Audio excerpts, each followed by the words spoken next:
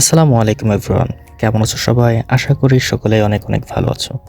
তো তোমরা আসলে অনেক চিন্তিত তোমাদের হাতের লেখা নিয়ে। সো সেই কারণেই তো এই ভিডিওটি ক্লিক করেছো, তাই না? তো হাতের লেখা আসলে আ সবাই সুন্দর করতে পারে। হাতের লেখা সুন্দর করা কোনোই বিষয় নয়।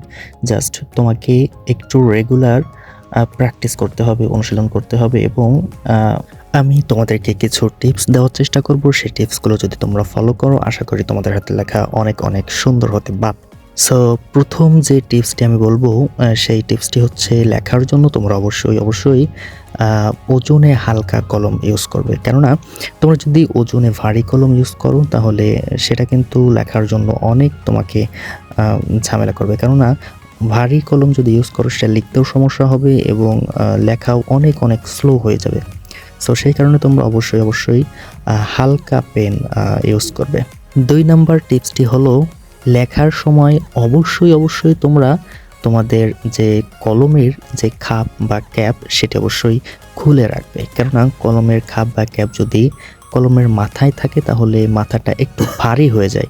আর যদি কলম একটু ভারী হয়ে যায় তাহলে কিন্তু ব্যালেন্স ঠিক থাকে না। সেই কারণে হাতের লেখা একটু খারাপ বা স্লো হয়ে যেতে পারে।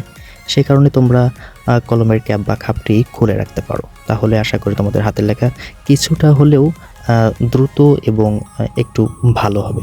সো ৩ নম্বরে যে টিপসটি তোমাদেরকে দেব সেই টিপসটি হলো কলম কেনার সময় তোমরা অবশ্যই ভালো গ্রিপওয়ালা কলম কিনবে। কেননা তোমরা যখন পরীক্ষার খাতায় বা অনেকক্ষণ যখন তোমরা খাতাতে লেখো তখন কিন্তু তোমাদের হাত কিছুটা হলেও ঘেমে যায়। তো ঘেমে যাওয়ার কারণে কিন্তু কলম কিছুটা পিচ্ছিল হয়ে যায়। সে কারণে কিন্তু তোমাদের লিখতে ঝামেলা হয় এবং লেখায় কিন্তু অনেক ধরনের সমস্যা হয়। সে কারণে ভালো গ্রিপওয়ালা কলম তোমরা কিনবেই অবশ্যই কলম কেনার সময়।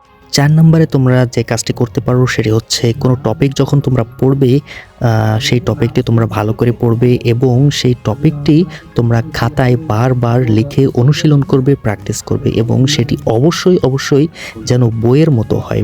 তোমরা বই দেখে যদি প্র্যাকটিস না করতে চাও তাহলে তোমাদের যদি কোনো পছন্দের কারো হাতের লেখা থাকে, যার হাতের লেখা তোমার অনেক পছন্দ হয় তাহলে তার হাতের লেখা দেখে যদি তোমরা বারবার অনুশীলন করো তাহলে দেখবে কিছুদিনের ভিতর তোমার হাতের লেখাও ঠিক তার মতো হয়ে গেছে।